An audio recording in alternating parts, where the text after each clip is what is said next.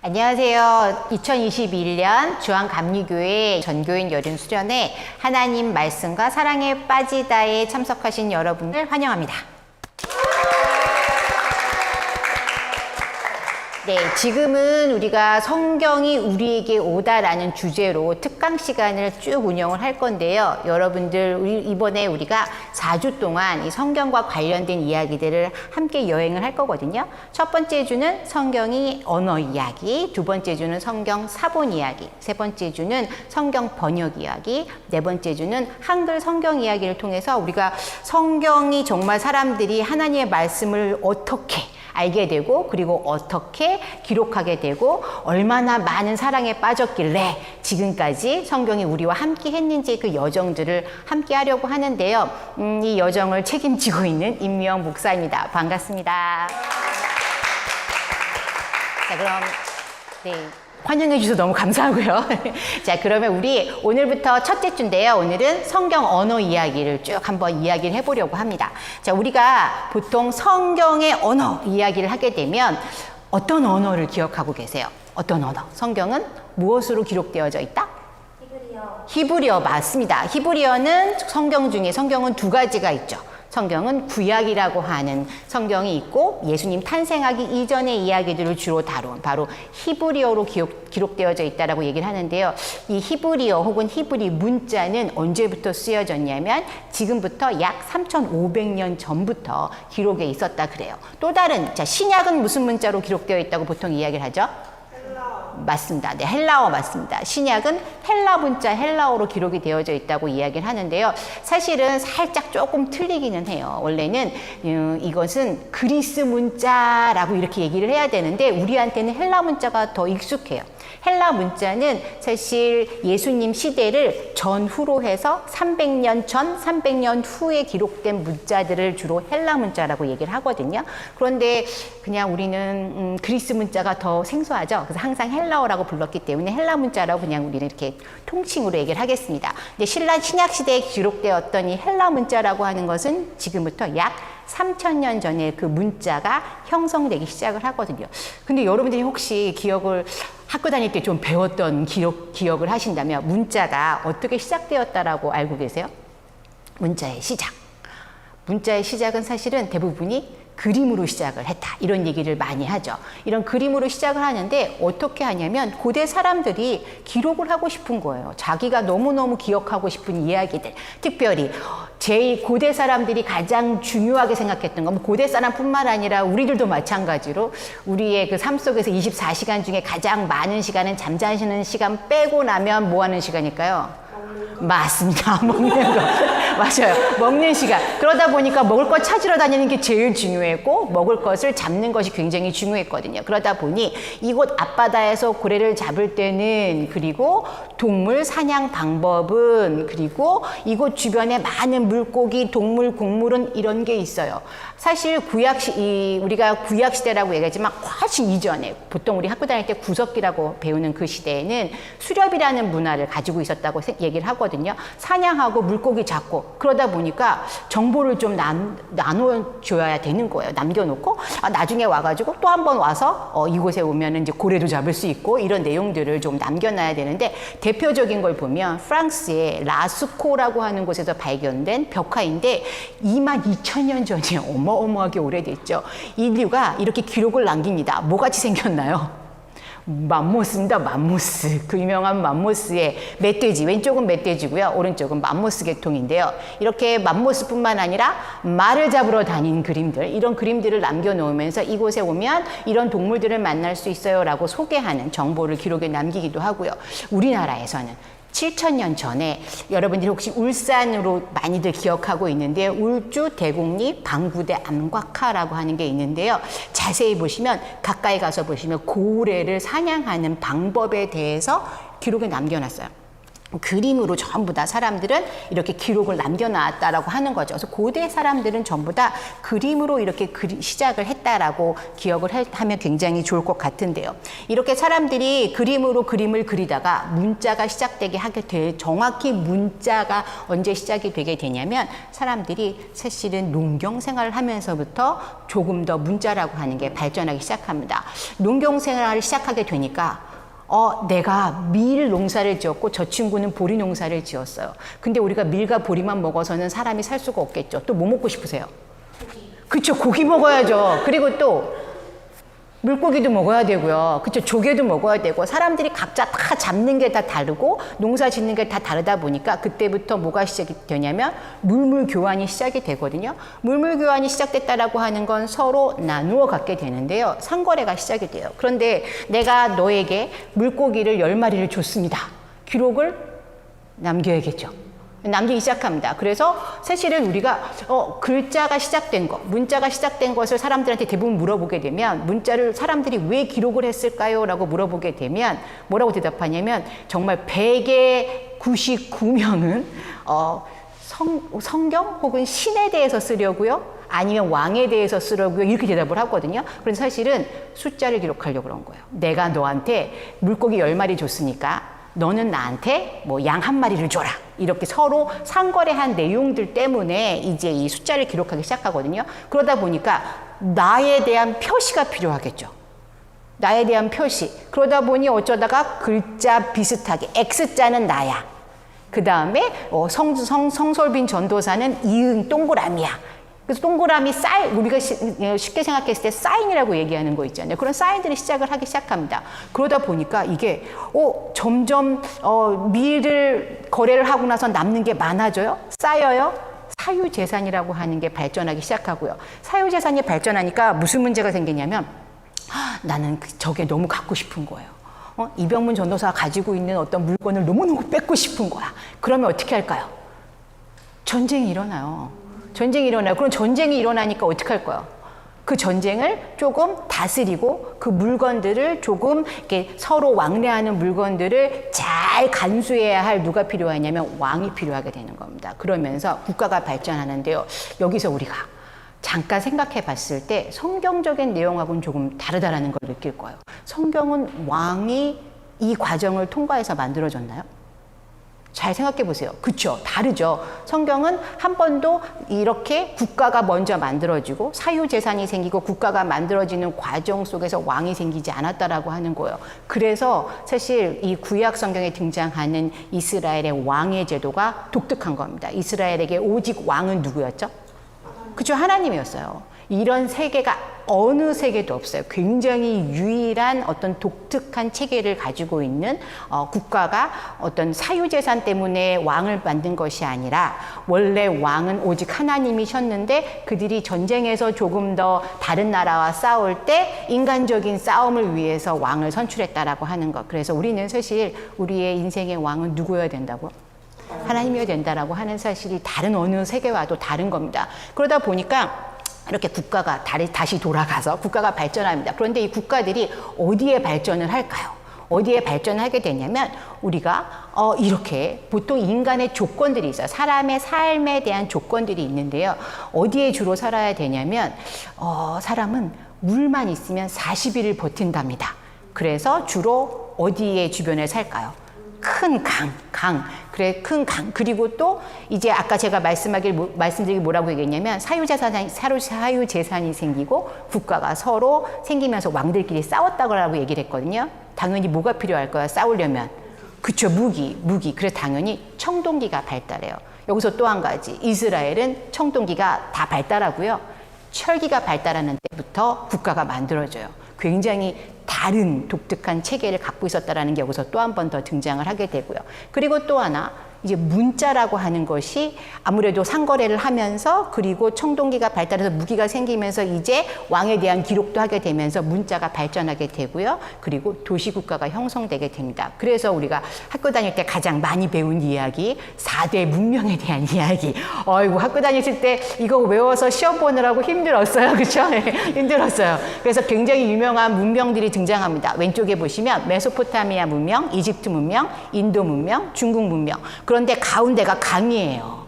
전부 다 아주 큰 강들을 중심으로 해서 발전한 걸 볼 수 있는데요. 유프라데스 강, 티그리스 강은 메소포타미아, 나일 강은 이집트, 인더스 강은 인도, 황하 강은 중국인데요. 동시에 함께 뭐가 발전했죠? 문자가 발전한 걸 볼 수가 있어요. 그래서 메소포타미아는 쐐기 문자 혹은 서령 문자, 이집트는 상형 문자, 인도는 기호 문자, 중국은 갑골 문자. 그렇다면 우리가 이 중에서 되게 중요한 문명들을 좀 한번 보려고 하는데요. 여러분들이 지금 보시면서 이게 우리가 지금 성경에 관련된 이야기를 하는데 뭐 이렇게 멀리가 얘기할 수도 있는데요. 아마 이야기를 듣다 보면 어디 이게 비슷하게 우리하고 관련이 있구나라고 하는 걸 조금 인지하실 수 있을 것 같아요. 첫 번째 문명은 메소포타미아라고 하는 문명입니다. 지금 보시는 이 메소포타미아 문명은 여기 있어요.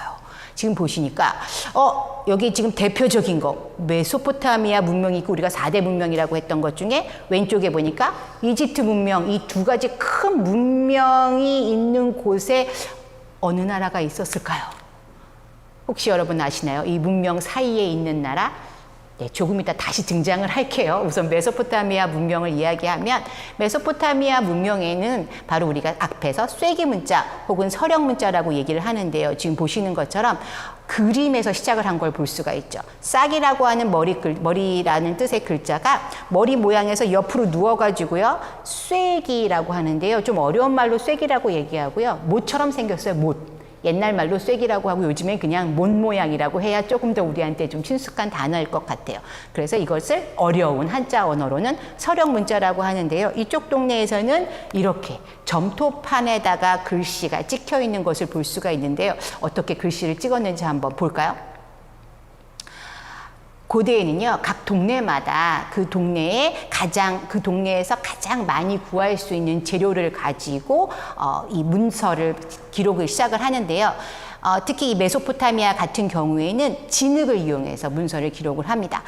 갈대를 잘라가지고요. 갈대 끝을 삼각형으로 깎아요. 그리고 나서 이렇게 꾹 눌렀다가 살짝 잡아당기면 쐐기 모양의 이 몸 모양이 생기는데 이 지금 글자가 틀렸네요. 글자가 틀려서 손으로 쓱쓱쓱 문지르면 아주 간단하게 문질 수 있게 되겠죠. 다시 찍는데요. 그래서 이 메소포타미아의 문서들은요. 가끔 이렇게 지문이 발견이 돼요. 그래서 만약에 옛날 사람들이 지문으로 지금 우리처럼 지문으로 사람을 인지하는 그런 제도가 있었다면 아마 누가 문자를 썼는지도 찾아볼 수 있을 만큼 그렇게 굉장히 지문들이 많이 발견이 됩니다. 자, 굉장히 지금 보시는 이 시카고 대학교 근동학 연구소의 교수님께서 아주 열심히 쐐기 문자로 기록한 점토판을 완성을 하셨네요. 그렇다면 우리가 이번에는 이집트로 가볼까요? 이집트는 바로 요 나일강이라고 하는 강을 근처에서 문명이 발전하는데요. 세계에서 제일 긴 강이 바로 나일강이에요. 이집트 같은 경우에도 역시 그림 문자에서 시작을 합니다. 지금 보시는 것처럼 이집트는 처음에 이거 보시면 이 그림들을 전부 다 무슨 새, 독수리, 사람 이렇게 돼 있으니까 처음에는 이게 글자인지 아무도 몰랐대요. 그래서 이것을 무엇이라고 부르냐면 하이어로그리프라는 어려운 영어로 사용을 하게 되는데 하이, 높은, 그래서 성스러운 이런 뜻을 가지게 되면서 성스러운 그림이라고 생각을 했거든요. 근데 째려보다 보니 이 문자가 알게 됩니다. 어떤 문자로 알게 돼요? 이 상형 문자, 이 그림 문자, 이집트의 문자들에는 바로 이런 알파벳이 있는 것을 알게 되거든요. 역시 마찬가지로 그림에서 변화한 것을 볼 수가 있는데요. 지금 보여드린 예제는 돌에 그림이 찍혀 있어요. 하지만 원래 대부분의 우리가 이집트 그러면 파피루스의 글자가 쓰여 있어요 라고 기억을 할 건데요. 지금 이집트 사자에서 같은 경우는 지금 어떻게 무덤에서 사람이 죽고 나서 무덤으로 가는 과정을 기록한 그림인데 여기에 중간중간에 글자들이 쓰여져 있는 걸 볼 수 있는데요. 이 파피루스의 글자는 어떻게 쓰는지 다시 시카고 대학교 근동학 연구소의 교수님들이 쓰신 모습을 좀 볼게요. 이 파피루스는요, 이집트 나일 강변에서 자라는 이 파피루스라고 불리는 갈대를 잘라서요, 겉에 초록색 껍질을 벗긴 다음에 안에 있는 하얀 알맹이를 얇게 점여요. 얇게 점여서 그것을 한 번은 가로로 놓고 한 번은 세로로 놓고 물을 적신 다음에요, 툭툭툭 두드려주면 이게 풀 성분이다 보니까 착 달라붙게 돼 있거든요. 달라붙은 것 위에다가 수건을 올려서 물기를 제거한 다음에 살짝 말려줍니다. 말려주고 나면 지금 보시는 것처럼 이렇게 색깔이 약간 누리끼리한 색깔로 변색이 되면서요, 이렇게 종이로 사용될 수 있을 만큼의 굉장히 얇은 재질의 이 섬유소가 만들어지는데요. 이렇게 열심히 기록을 남기게 돼 있죠. 이렇게 기록을 남기면서 이 파피루스라고 하는 단어가 지금 우리의 영어 종이를 뭐라고 하죠? 페이퍼. 이 페이퍼가 바로 파피루스라고 하는 단어에서 왔어요. 굉장히 우리가 생각보다 이 고대의 문서들에 굉장히 익숙하다는 걸 알 수가 있는데요. 근데 목사님, 이집트 문명이랑 메소포타미아 문명의 이런 상형 문자나 세기 문자가 왜 성경이랑 이렇게 관련이 있는지 사실 잘 모르겠어요. 네, 그쵸. 우리가 지금까지, 우리 성경이 우리에게 오다라가 주제고, 하나님 말씀과 사랑에 빠지다가 주제인데, 갑자기 막 메소포타미아, 이집트, 이건 뭔 동네야? 라고 얘기를 하실 텐데요. 사실은 우리가 메소포타미아라고 하는 동네를 성경을 통해서 알고 계세요. 뭐 이집트야 당연히 알고 있고요. 우리가 출애굽을 했기 때문에. 왜냐하면 이 메소포타미아 알고 계세요. 혹시 메소포타미아에 관련된 나라의 이름들을 혹시 아시나요? 성경에 나오는 나라. 네, 맞습니다. 아수르, 또 바빌론 맞습니다. 아수르와 바빌론은 티그리스 강과 유프라데스 강 사이에 있었던 거대 국가였거든요. 그 국가들이 사용했던 언어들이에요. 그 국가들이 사용했던 문자들이에요.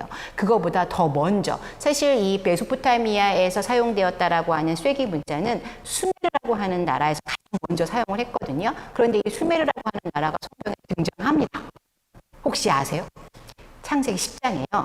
니므롯이라고 하는 사람이 시날 땅을 점령했다는 이야기가 등장을 해요. 그리고 여리고를 정복할 때 아간이라고 하는 사람이 시날 땅에서 가져온 비단을 숨겨놓죠. 뭐 비단이라고 하면 조금 그렇지만 숨겨놓죠. 이 시날이 어디냐면 바로 수메르예요. 그렇기 때문에 사실 이 이스라엘이 정착하기 전에, 이스라엘 문자가 생기기 전에 메소포타미아 동네에 문자가 먼저 있었고, 그리고 또 이스라엘 같은 경우는 이집트라고 하는 나라에 갔었기 때문에 이집트 문자에 대한 영향을 받았겠죠. 그래서 이런 문자들의 영향을 받아서 사실 이스라엘이라고 하는 나라의 언어, 바로 보통 우리가 세머라고 얘기를 하거든요. 그 세머가 이 문자들의 영향을 굉장히 많이 받습니다. 메소포타미아와 이집트 사이에 여기 지금 빨간색으로 표시된 이 장소가 바로 우리가 알고 있는 가나안 땅이고요. 지금 현재 이스라엘이라고 하는 나라가 있던 곳이고요. 지금도 있긴 하네요. 그렇죠? 그런데 이 메소포타미아, 이집트 사이에 이 가나안 땅이 이렇게 안에 보면 저쪽에 작은 삼각형 모양의 땅이 있어요. 이곳을 보통 시나이 반도라고 얘기를 하거든요. 이 시나이 반도의 홍해 해안가에 세라빗 엘 카딤이라고 하는 장소가 있는데 이곳에 광산이 발견이 됩니다. 이 광산은 주로 터키석을 캐던 광산이 발견이 되거든요. 이 터키석 광산에서 어떤 돌이 발견되냐면 이렇게 돌에다가 글자가 써 있는 것이 발견이 되거든요. 돌에다가 글자라고 보기에는 그림이죠. 네, 그림이 그려져 있는 것이 발견이 되는데요.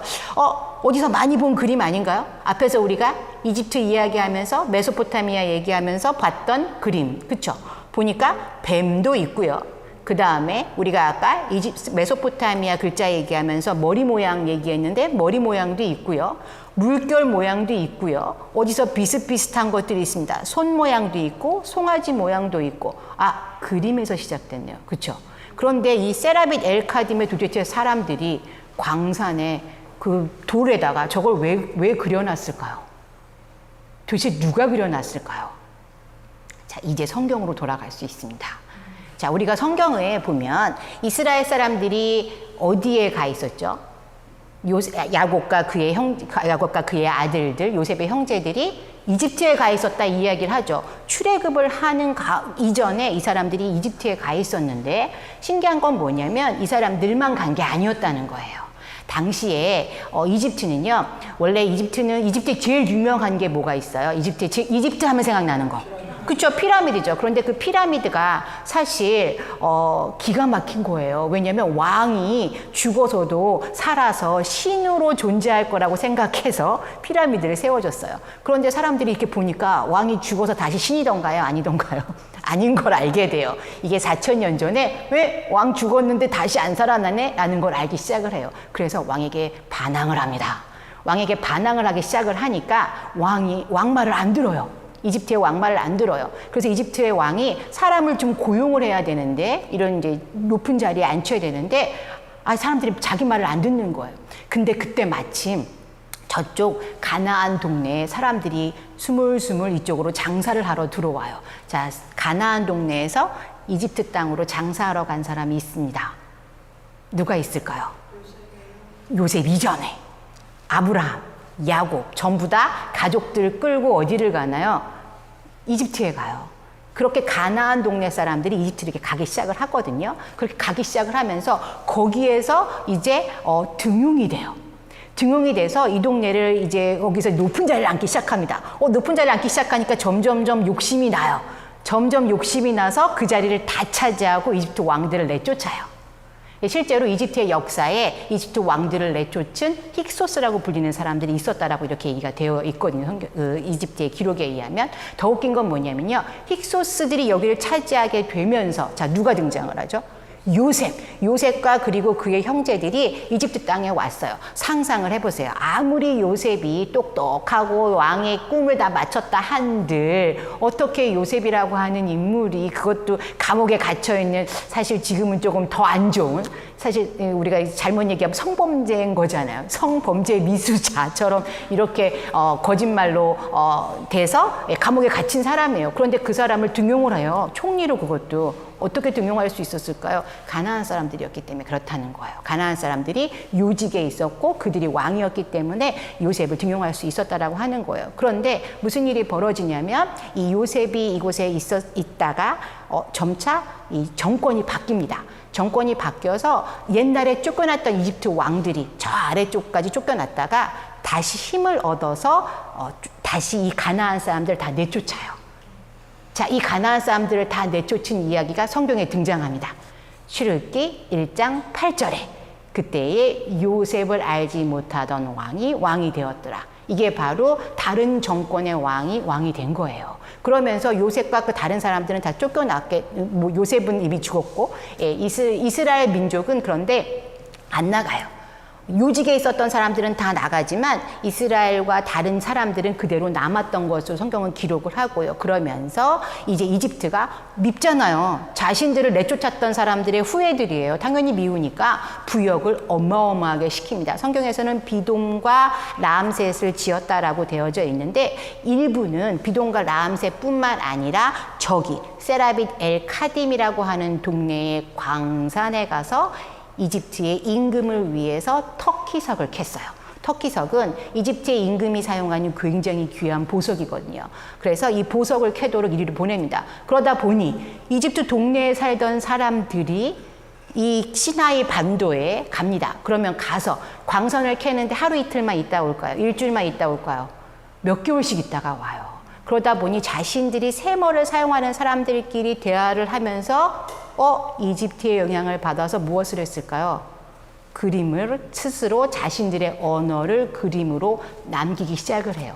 이 남긴 것들이 점차 발전하면서 그리고 이스라엘 사람들뿐만 아니라 이집트에 있던 다양한 가나안 사람들이 다시 가나안으로 돌아옵니다. 돌아오게 되면서 지금 보시는 것처럼 이집트 상형 문자에서 우리는 아까 조금 전에 보았던 그 문자를 프로토 시나이 문자 혹은 원시 시나이 문자라고 부르거든요. 변화하는 거 보이시죠? 그리고 나서 이제 이 문자가 조금 더 문자처럼 변하면서 구약 시대에 가나안 문자가 되고요. 이 가나안 문자가 곧 히브리 문자가 됩니다. 그리고 이 가나안 문자가 현대 히브리어. 아마 전도사님들은 학교에서 배웠을 때는 우리는 이런 히브리 문자 본 적이 없어요. 그렇죠?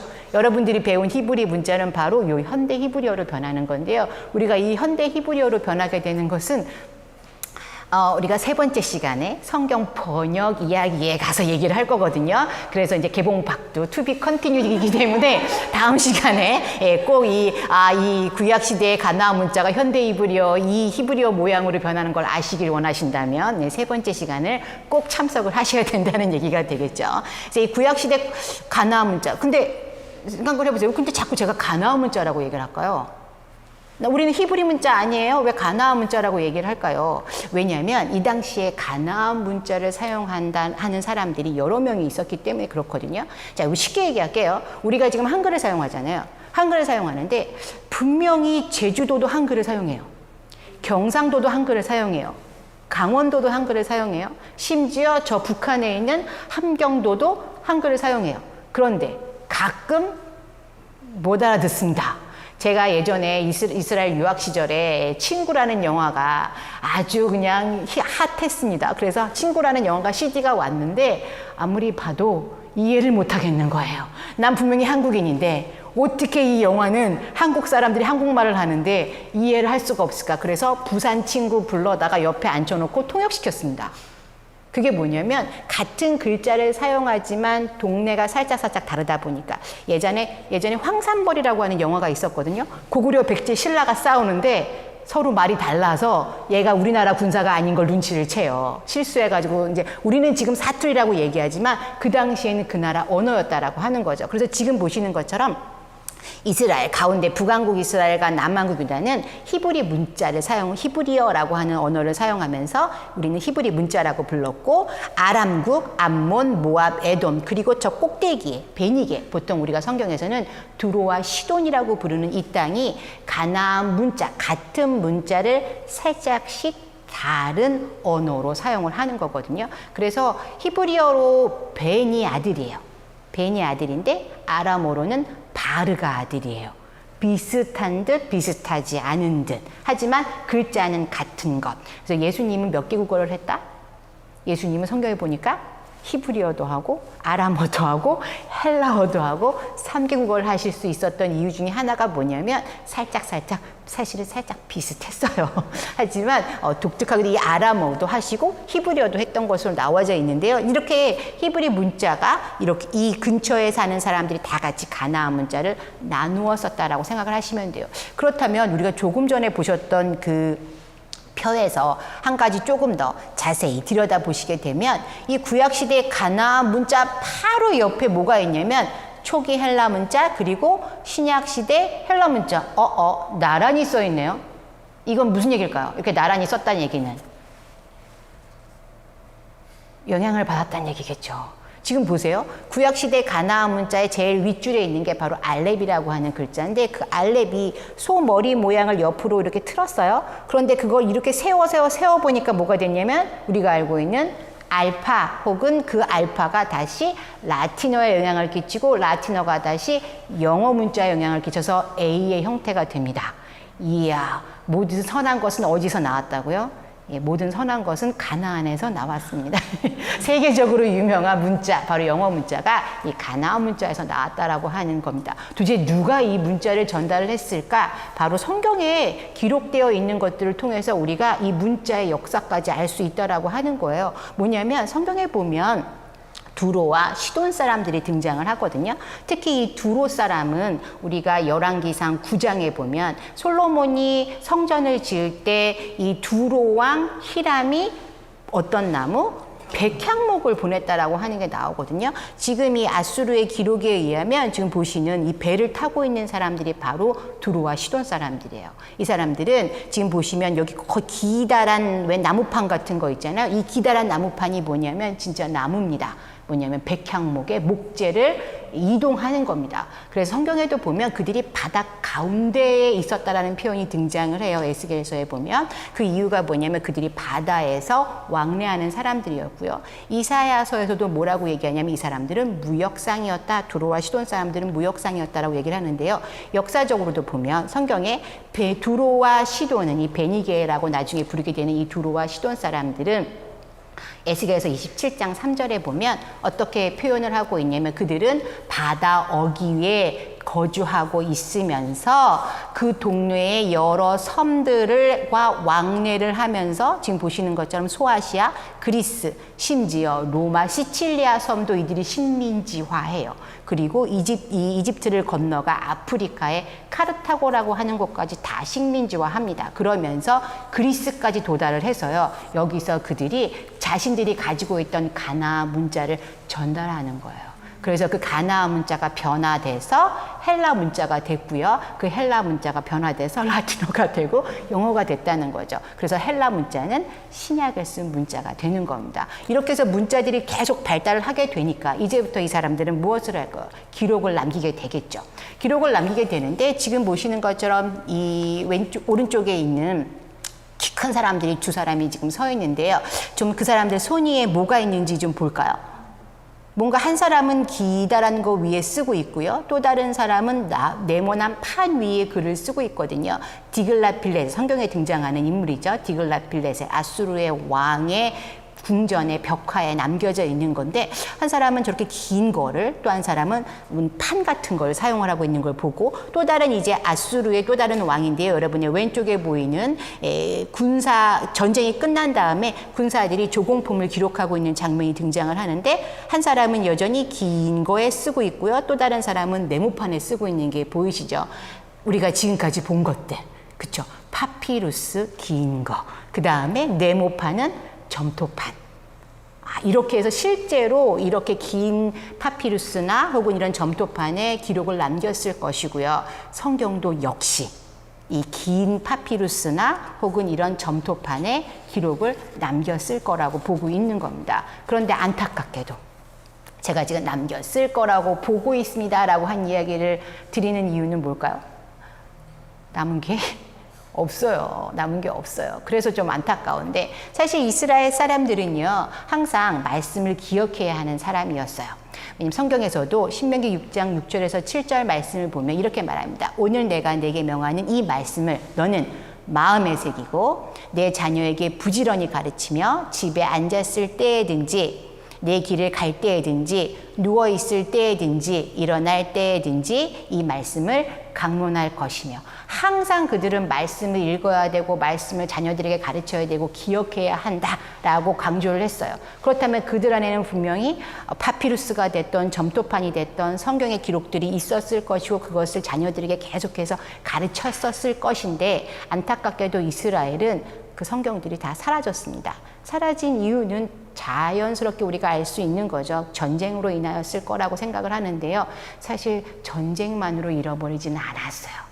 이스라엘은요, 안타깝게도 성경에서도 이런 이야기를 합니다. 사라진 성경에 대해서 이야기를 합니다. 심지어 하나님의 말씀을 기억을 안 합니다. 우리 이번에 그 수련회의 그 주제가 하나님 말씀과 사랑에 빠진 사람들인데 사실 이스라엘 사람들은 하나님 말씀과 사랑에 빠지라고 말씀하셨죠. 우리가 조금 전에 읽었던 신명기 6장 6절에서 7절 그 앞절에 4절에는 뭐라고 말씀하시냐면 들어라 이스라엘아 나는 너희 하나님이 너는 나만을 사랑하라고 말씀을 하시거든요. 내가 그리고 너희들을 어떻게 구원해냈는지 기억을 해라. 이집트에서 어떻게 구원을 했고 광야에서 내가 어떻게 너희들을 보살폈는지 기억해라라고 말씀하셨는데 사실 이스라엘 사람들은 맨날 까먹어요. 심지어 아주 짧은 기간 후에도 까먹어요. 사사기에서도 다 까먹어가지고 맨날 혼나는 이야기 기억하실 텐데요. 이스라엘이 뭐 다윗 때 그렇게 열심히 하나님을 섬기고 성전도 짓고 그랬음에도 불구하고 엘리야나 엘리사 같은 선지자가 있었음에도 불구하고 열왕기하 22장 8절 역대하 34장 15절에 보니까 요시야 시대 때에 대제사장 hil기야가 여호와의 성전에서 율법책을 발견했답니다. 자, 이 율법책이 뭘까요? 바로 여러분이 알고 계시는 모세오경, 토라예요. 율법책은 바로 성경입니다. 그들은 성경이 없었어요. 없어진 거예요. 사라졌습니다. 그래서 기억을 못하고 있었어요. 그래서 요시아가 이것을 발견하고 엉엉 웁니다. 세상에 이것도 기억을 못하고 있었다니 하면서 속상해하는 장면이 등장을 하거든요. 이 사람들은 생각보다 하나님이 그들이 구원해 주신 걸 맨날 까먹는 사람들이었어요. 그러다 보니 성경을 잘 간직하지는 못했던 것으로 보여집니다. 특별히 그들이 전쟁을 통하여서도 더 심각한 상태로 이 성경을 보존하지 못했겠죠. 바로 바빌론에 의해서 이스라엘이 멸망하는데요. 주전 586년 이스라엘이 멸망을 하게 되는데 이 땅에서 이제 사라지게 되는 과정이 이제 등장을 합니다. 이때에 이스라엘 사람들이 바빌론의 포로로 끌려갔다라고 하는 기록이 있는데요.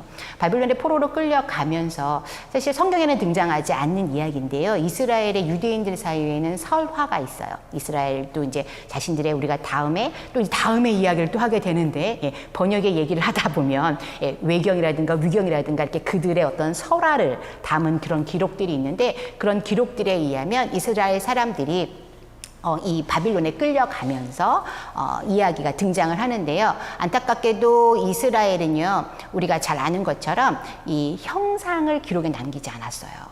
하나님께서 형상을 만들지 말라고 했기 때문에 자신들의 얼굴이나 이런 모습이나 이런 걸 기록에 잘 안 남겼고요.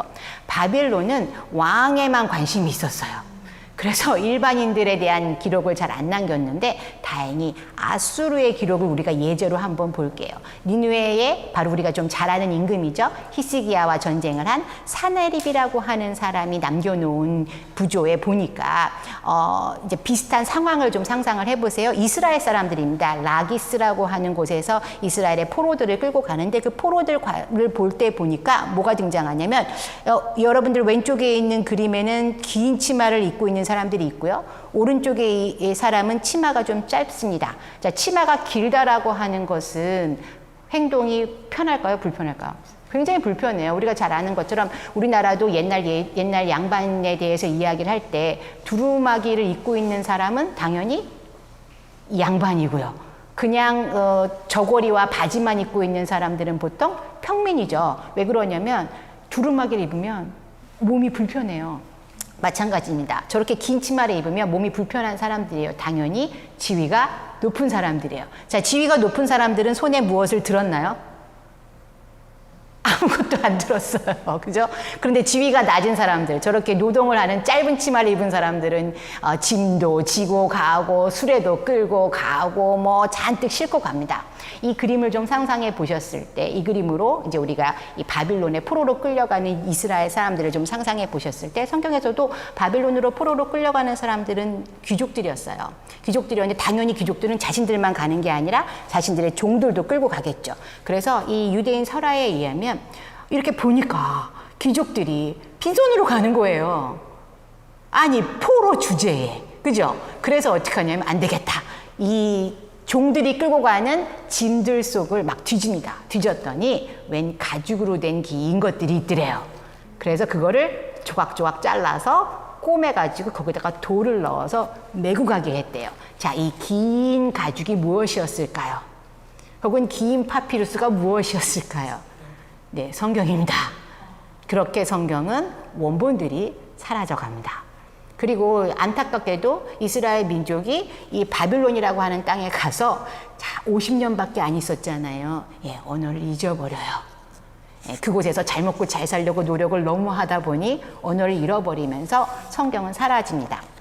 하지만 다행히도 우리가 이스라엘 안에서 우리가 그 성경과 관련 있는 인물들을 조금 찾아볼 수 있는데요. 한번 우리가 성경 인물의 최근에 발견된 것들을 위주로 해서 한번 찾아보려고 하는데요. 먼저 지금 보시는 이 인장을 찍어 놓은 모습인데요. 원래 인장이 발견됐다가 인장은 사라졌지만 무기또라고 하는 동네, 성경에 많이 등장하는 동네죠. 이 무기또는 굉장히 큰 도시인데 이 무기또에서 발견된 것에 의하면 위에 보니까 지위가 레마사라고 하는 사람을 위한 인장인데요. 인장은 뭐냐면 아무나 가질 수 있는 걸까요? 지금은 우린 도장을 다 한 명씩 다 갖고 있지만 고대에는 인장을 갖고 있던 사람, 도장을 갖고 있던 사람은 사인을 할 수 있던 사람이에요. 그 얘기는 상당히 지위가 높았던 사람인데요. 이 사람의 지위는 밑에 적혀 있습니다.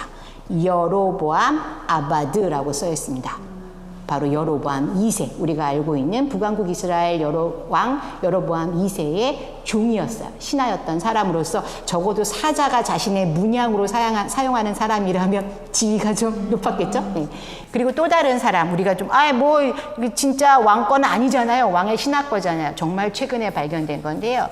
다윗성에서 다윗 궁전터에서 솔로몬의 궁전 바로 밑에 이 동네에서 발견된 겁니다. 이곳에는 바로 레헤제키야후, 바로 히스기야 왕을 위한 인장이 찍혀 있는 이 점토가 발견이 되는데요. 이게 뭐냐면 여러분들이 보통 예레미야서에 보면 증서를 봉인했다라는 표현이 등장을 하거든요. 봉인이라고 하면 보통 어떻게 생각하세요? 봉인 그러면 생각나는 어떻게 했다고 생각하세요? 문서를 덮어놓고 혹은 아니면 문서를 써가지고 돌돌돌 말아서 통에다 집어넣어가지고 통에 뚜껑을 덮어서 이렇게 통을 마감했다, 이렇게 봉인을 했다라고 보통들 많이 생각을 하시는데요. 봉인을 했다는 건 뭐냐면 이게 문서입니다. 문서에다 글씨를 썼어요. 글씨를 쓰고 돌돌돌 말아요. 자, 파피루스, 보통 그 당시에는 파피루스였을 거라고 보여지고요. 파피루스 문서를 이렇게 마른 다음에 여기다 끈으로 묶습니다. 끈으로 묶고 나면 그 누군가가 중간에 뜯어보면 될까요, 안 될까요? 왕의 문서를 뜯어보면 안 됩니다. 왕의 문서를 뜯어보면 안 되니까 그 위에다가 이것은 왕이 보냈음을 확인도 시켜주면서 동시에 누군가가 뜯어봤으면 이게 사라지거든요. 점토를 물을 섞어가지고 점토를 이긴 다음에요. 거기다가 동그랗게 말아가지고 그 줄을 묶은 위에다가 얹는 거예요. 그런 다음에 도장, 왕의 인장을 그 위에다가 이렇게 이 반지에다가 인장을 만들어서요. 꾹 찍습니다. 찍으면 이게 그대로 말라서 이렇게 가요. 그런데 이 동네는요, 바빌론에 의해서 다 불타버린 거예요.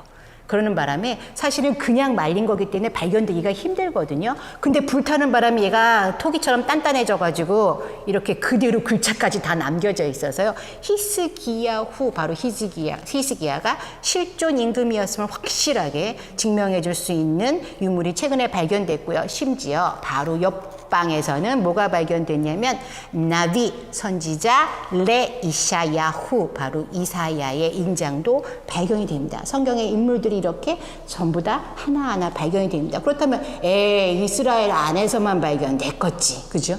이스라엘 밖에서 발견된 예제를 볼까? 우리가 너무 멀어요. 이집트나 이 메소포타미아, 아수르나 바빌론까지 가기에는 조금 머니까 바로 가까운 동네로 갈게요. 모압이라고 하는 나라에서, 바로 우리가 지금 요르단 땅이고요. 모압이라고 하는 나라에는 디반이라고 하는 동네에서 뭐가 발견됐냐면 이 석비가 발견됐습니다. 우리 박물관에 이거 모형을 만들어 놨거든요. 그런데 여기 지금 보시면 이 석비를 남긴 사람은요, 나 모아방 메사라고 정확히 적어놨습니다. 성경에 이 모아방 메사가 열왕기하 3장 3절에 아합이 죽음에 모아방 메사가 반란을 일으켰다라고 하는 글귀가 등장을 하거든요. 정확히 이 모아방 메사도 오므리 왕가가 죽고 나서 내가 반란을 일으켜 내 빼앗겼던 땅을 찾았노라라고 당당하게 썼습니다. 열왕기하 3장과 동일한 역사적 사건을 담고 있습니다. 또 다른 건 뭐냐면요, 바로 텔단이라고 하는 곳에서 발견된 거거든요. 이 텔단 석비는 단 그러면 생각나는 거, 텔자 빼고 단 그러면 이스라엘 지파 12지파 중에 단지파라고 있잖아요. 그 단지파가 차지한 땅이에요. 그래서 이 단지파가 차지한 땅은 성경의 사사기 18장에 보면 이들이 원래 지중해 해변가의 땅을 원래 가져야 했는데 그들이 거기에 정착을 못합니다. 그래서 라이스라는 사람들이 살던 동네에 바로 북쪽에 가서 땅을 차지한 것으로 나오면서 성경은 단에서부터 브엘세바까지를 이스라엘의 지형으로 얘기를 하거든요. 그 단에 가서 살았는데 그 동네가 바로 이 아람 국가 경계선에 위치해 있는 거예요. 그래서 이 석비가 하나 발견이 되는데요. 이 석비는 바로 우리가 열왕기하 8장에서 12장에 등장하는 하사엘이 세웠던 것으로 보여지는데요. 하사엘이 원래는 장군이었어요. 그렇죠? 근데 엘리사가 하사엘을 보자마자 웁니다. 네가 앞으로 이스라엘을 괴롭힐 걸 생각하니 내가 참으로 서글프구나 하면서 엉엉 우거든요. 그 엉엉 우는데 실제로 그는 왕이 돼서 8장에서 12장에 보면 이스라엘을 괴롭히고 심지어 예루살렘까지 쳐들어갔다라고 하는 기록이 남겨져 있어요. 텔단은 바로 아람 국가 북왕국 이스라엘의 경계선에 위치해 있는 이 단이라고 하는 장소에서 바로 아람 왕 하사엘이 세운 것으로 보여지는 승전비가 발견됩니다. 이 승전비에는 우리 조기 지금 하얀색으로 살짝 표시되어져 있는 장소를 자세히 봐주세요. 거기에 보시면 이렇게 쓰여져 있는데요. 아람어로 기록되어져 있는 겁니다. 제가 아까 얘기했죠. 글자는 똑같은데 다르게 읽었다. 그래서 앞에서 본 히브리 문자랑 똑같은데 히브리 문자랑 똑같이 생겼어요. 그런데 아람어로 읽어야 하는데 여기에 보니까 내가 멜레크 이스라엘의 왕과 싸웠으며 그리고 베트 다윗 왕가와 싸워서 내가 이겼노라라고 자랑하는 승전비를 세웠습니다. 그런데 이 승전비가 왜 깨졌을까요? 성경에 의하면 아람 왕 하사엘이 죽자 베나닷이 왕이 되었을 때에 성경에 유다와 이스라엘이 연합을 해서 이 베나닷을 물리쳤다라고 하는 기록에 남겨져 있거든요. 그래서 어떻게 했을까요? 우리 아버지 괴롭히고 모욕하기 위해서 세운 승전비를 그대로 세워 놓았을까요? 안 세워 놓고 다 깨버려가지고 깨서 어떻게 했냐면 글자가 안 보이도록요 뒤집어가지고 포장 도로에 깔아버렸어요. 그걸 발굴하면서 뒤집었다가 글자가 발견된 거예요. 그러면서 성경의 사건이 그대로 이렇게 고증될 수 있는, 비록 우리가 원본이 사라져서 없지만 원본의 내용들을 우리가 알 수 있는 글들이 이렇게 발견된다라고 하는 겁니다. 또 다른 우리가 이제 아까부터 히스기야에 대한 이야기를 자주 하는데요. 히스기야는 상당히 여러 번 이런 고고학적 고증들을 자세히 할 수 있는 것들이 발견이 되거든요. 특히 지금 보시는 이 실로암 석비 혹은 이제 히스기야 터널 석비 이렇게 얘기를 하는데 이스라엘에 한번 이제 성지순례 갔다 오신 분들은 한 번씩 꼭 갔다 오시는 장소예요. 열왕기하 18장, 역대하 32장, 이사야 22장에 보시면 어떤 이야기가 등장하냐면 사내립이 쳐들어온답니다. 그런데 히스기야가 물만 있으면 제가 아까도 얘기했죠. 물이 굉장히 중요하다고요. 특히 이스라엘이라고 하는 나라는 건기와 우기가 뚜렷한 나라이기 때문에 그 어느 나라보다 물이 중요해요. 그래서 물이 없으면 큰일 나는데 물만 있으면 40일을 버틴답니다. 그래서 물이 있어야 되는데 이 물을 뺏기면 큰일이잖아요. 그래서 물이 적군들에게 안 보이도록 땅속으로 팠어요. 땅속으로 터널을 파요. 그 터널이 자그마치 588m나 됩니다.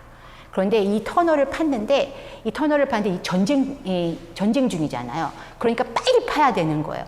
양쪽에서 시작합니다. 양쪽에서 시작해서 자기들끼리 이렇게 만나도록 어떻게 이게 석회석 산지다 보니까 이 돌 재질이 약해요. 양쪽에서 시작해서 점점 가까워져서 소리가 들렸대요. 그래서 그것을 기념해서 이렇게 기록에 남겨놓은 겁니다. 지금 보시는 이 기록의 문자는 실제로 히스기야 시대 글자가 맞고요. 그 연대가, 그리고 성경에 나오는 열왕기하 18장, 역대하 32장, 이사야서 22장의 사건을 고증해 줄 수 있는 굉장히 중요한 사료로서 존재하고 있습니다. 우리가 마지막으로 볼 물건은요, 유물은 흰놈의 골짜기에서 발견된 이 축복 음판인데요. 보통 이제 이스라엘에 오신 분들이 꼭 물어보세요. 흰놈의 골짜기가 있으면 검은놈의 골짜기도 있냐? 이렇게 물어보시거든요. 근데 흰놈의 골짜기는 사람 이름이에요. 그래서 이 흰놈의 골짜기는 예루살렘 주변에 있는 골짜기인데, 서쪽에 있는 골짜기인데 주로 무덤가예요. 이 무덤가에서 뭐가 발견되냐면 이 음판이 무덤에 사람이 묻혔으면 그 사람들이 사용했던 물건들이 함께 묻히는 경우가 굉장히 많잖아요. 그 뼈들 사이에서 이 음판이 발견이 되는데 성경 말씀이 그러면 사건들은 있었지만 성경에 나오는 말씀이 진짜로 이스라엘 사람들이 그대로 읽었냐? 이렇게 물어볼 수 있잖아요. 그런데 이 음판이 발견되면서 놀라운 사실을 알게 됩니다. 왜냐하면 우리가 비록 성경이 사라져서 나중에 다시 사본으로서 존재하게 되겠지만 그 전에 이미 그 말씀들이 실제로 이스라엘 안에 있었다라는 것을 보여줄 수 있는 굉장히 중요한 사료거든요. 이게 은인데요. 은을 돌돌돌 말아가지고 몸에 지니고 다녔던 거예요. 그래서 이것을 풀러봅니다. 풀러봤더니 지금 보시는 것처럼 이 안에 글씨가 써 있는 거예요. 깨알같이, 굉장히 깨알같이 글씨가 써 있고요. 이 글씨가 써 있는 이 음판은요, 너무 귀해요. 너무 귀해서 이 친구의 이 작은 음판이 길이가 기껏 해봐야 20cm밖에 안 되는 이 작은 음판의 보험은 얼마일까요? 맞춰보시겠어요? 보험 비쌉니다. 얼마일까요? 100억. 억으로 따지면 제가 잘 몰라요. 50만 불이에요. 이거 하나만. 예, 50만 불이요. 얼마인가요? 그 계산하기가 좀 애매한데 어쨌든 굉장히 비싼 이 보험을 가지고 있는 이 친구가 왜 그렇게 비싸냐면 지금 이 안에는 이런 말씀이 적혀 있기 때문입니다. 정확히 성경의 민수기 6장 24절에서 26절 말씀. 여호와는 내게 복을 주시고 너를 지키시기를 원하며 여호와는 그 얼굴로 내게 비추사 은혜 베푸시기를 원하며 여호와는 그 얼굴을 내게로 향하여 드사 평강 주시기를 원하노라 라고 하는 성경의 말씀이 똑같이 적혀 있기 때문에 성경에 지금 우리가 가지고 있는 성경이 구약 시대에도 분명히 존재했고 그 말씀들을 우리가 알고 있었다라고 하는 것을 이미 우리가 고증할 수 있는 굉장히 중요한 사료이기 때문입니다. 그런데 안타깝게도 우리가 이스라엘의 성경은 사라졌다라고 얘기를 하죠. 이스라엘 성경이 사라졌다면 그렇다면 원본은 없지만 원본에 가까운 이야기들이 우리가 존재했던 것을 알 수가 있고 그들이 사용했던 히브리어의 기록들을 우리가 알 수 있었는데요. 그렇다면 사본은 그렇다면 원본이 없으면 사본이라도 있을까요? 그렇죠? 그럼 가장 오래된 사본은 무엇일까요? 너무 궁금하지 않으신가요? 네, 그러면 to be continued입니다. 예, 개봉박두, 다음 주에 저희는 이 성경 사본 이야기를 통해서 가장 오래된 성경 사본에 대해서 그리고 그 이후에 사람들이 계속해서 성경을 어떻게 베껴나가고 썼는지에 대한 이야기를 다음 주에 만나서 다시 이야기하도록 하겠습니다. 네, 안녕히 계세요.